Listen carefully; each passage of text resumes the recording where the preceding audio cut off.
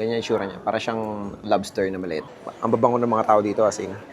Wow! Bumili pa kami na to. With J Steps. With J Steps. Ni hao, it's me, Jago.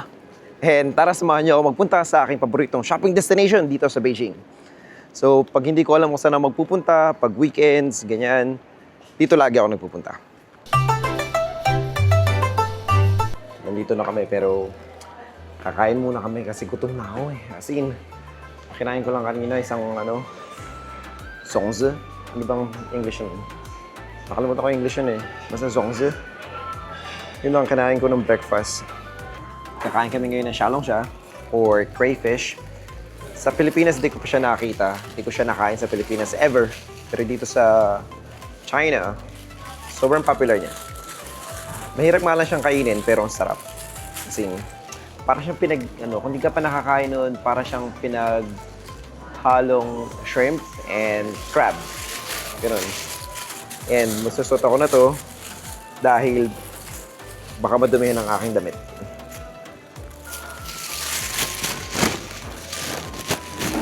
Good luck sa audio. Ayan.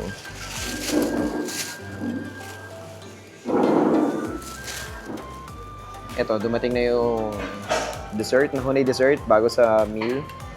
Ano siya, para siyang bilo-bilo. Alam mo yun sa Pilipinas. Pero may mangga. Ayan, para siyang bilo-bilo.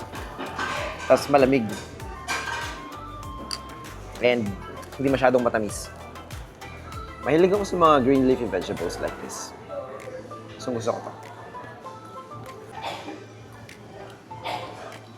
Hindi ko alam kung anong klaseng gulay ito, pero gusto ko siya. Parang siyang stem. Medyo matigas. Malutong. Pero sobrang malasa. Ang bango-bango. And yes, dumating na nga ang pinakahihintay nating crayfish. Ito siya. Ganyan yung itsura niya. Para siyang lobster na maliit. Pero sobrang sarap niyan. Kasama siyang tinapay. Hindi ko alam kung anong klase ng tinapay ito. Pero mukha siyang masarap. Tikman natin. Ito yung tinapay niya. Teka lang. Ito yung tinapay niya. Yan. Sarap. Bagong bake.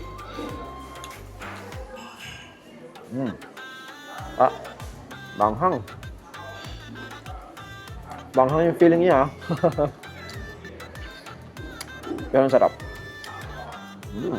And now, let's get ready to rumble. Sorry ko lang yung gloves ko.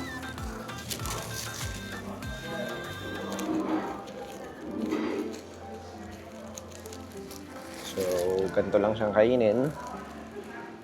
Pupugutan siya. Ayan. Pupugutan ng ulo. And then, lalabas yung laman niya ganyan.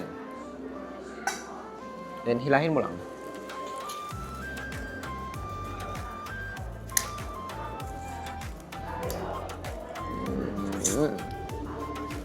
Wow.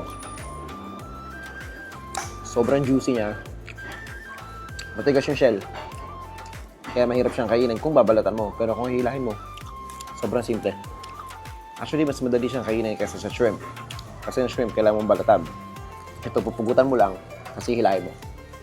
Ayan. Pero yung ulo niya, lasang crab. Laki ng ulo. Diba? Gusto niya yan? Laki ulo. Ito yung laman ng ulo niya. Yung ulo, para siyang crab meat. Ayan.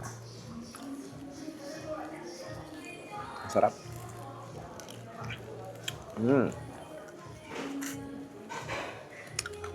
Tapos yung luto nilang ginagawa, maanghang, na para siyang sobrang maluya. Ganyan, na maanghang. Hilig talaga sila dito sa maanghang eh. Oh, one more. Again, pupugutan ng ulo. Ayan, pag pinugutan mo ng ulo, lalabas yung laman. Pakita ko sa inyo yung itsura ng laman, Hilahin ko lang. Ito. Para siyang shrimp.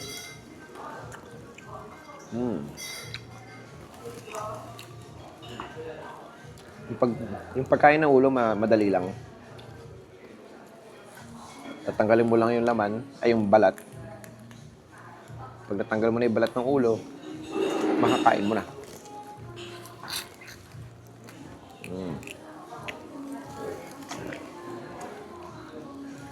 Sarap. Kamay ko na rin to,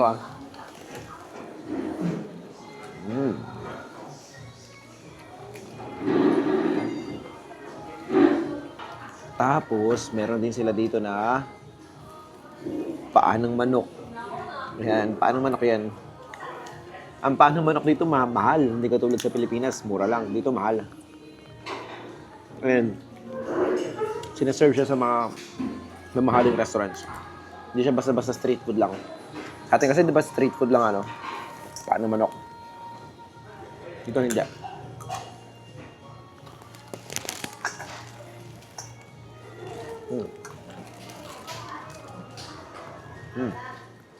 Sarap. Kasi naniniwala sila. Actually, totoo naman. Ang paa kasi ng manok is healthy. Mayaman siya sa... Hindi pa healthy. It's good for your skin lang. Mayaman siya sa collagen.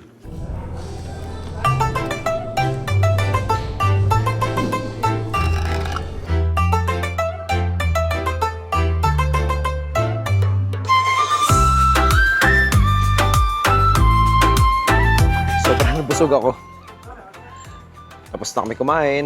And ngayon, pupunta na kami sa shopping mall. Sobrang ako nabusog. Namoy ko pa yung crayfish. Tapang kasi ng flavor niya And I think kailangan ganun talaga matapang ang flavor. Kasi siguro, malansa. I'm not sure.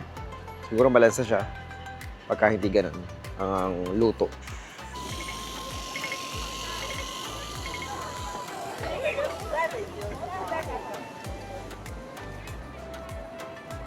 Wow, bumili pa kami na to. Ice cream from Pop Mart.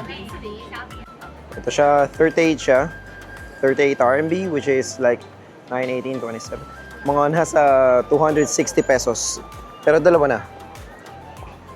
Kung sulit man siya, ewan ko. Malat pa naman ako, pero kakain ako ng ice cream. Bahala na.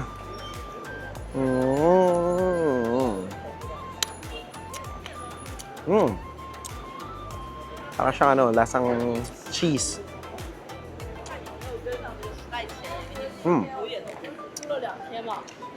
Sarap Parang siya yung Korean ice cream na nabibili natin dyan sa Pilipinas, yung ano ba pangalan? Melona. Ganun yung texture niya, yung ipagka-waxy. Sobrang madulas. Parang may okra. Ang babango ng mga tao dito as in. Kaya gustong-gusto ko nagpupunta dito sa Sanlitun Kasi dito, maraming mga mayayaman. Mabango nila. Amoy talaga. Alam mo yung amoy mamahalin.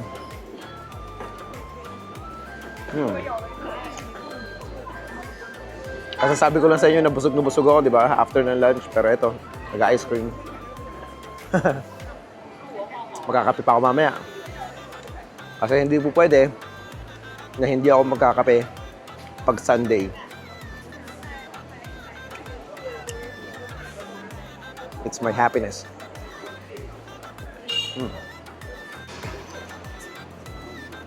And this shopping mall, which is Thai Coolie, has two sections. Meron pang mayaman at meron yung mga pang middle class lang. So, itong section na yan, pag dinediretso mo yan, andun yung mga Chanel, ganyan, Burberry, mga Canada Goose, yung mga may mahalin, andun. Dito naman sa section na to, yung mga middle class lang. Yung COS, ito, Acne Studios, Nandiyan yung mga hindi masyadong mahal. And dito rin pala makikita ang largest or biggest Apple store sa buong Beijing. I think sa buong China, itong pinakamalaki.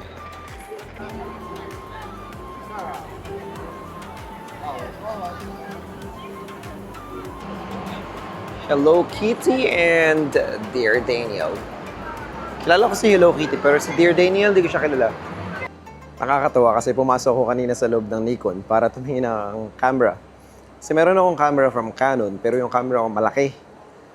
Malaki yung lens niya, so ang bigat-bigat. So naghahanap ako ng malit lang. Sabi ko, meron ba kayong malit na camera? Napaka-honest nila. Ang sabi sa akin, wala daw silang malit na camera ngayon. And kung gusto ko daw magpunta ako sa kabilang store, which is a Sony. I was like, bihira yun yung gano'n yung, yung nagtatrabaho ka sa certain brand, tapos palilipatin mo yung customer mo sa kabila. Natutuwa naman ako kasi sobrang ano nila. Sobrang helpful na to the point na nalalagay sila sa alanganin.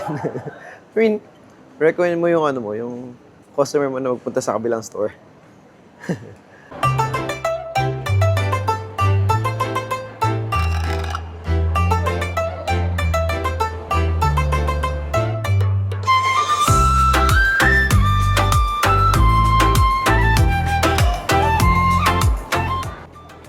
Alas 3 na pala ng hapon and may pasok pa ako bukas since Sunday ngayon. So, kailangan ko na umuwi. Sadly, hindi ako nakapagkape. Kasi I think it's too late na para magkape. So, bawi na lang ako bukas ng umaga. And please like and subscribe para naman mas mapakilala ko pa sa inyo in China. Bye-bye!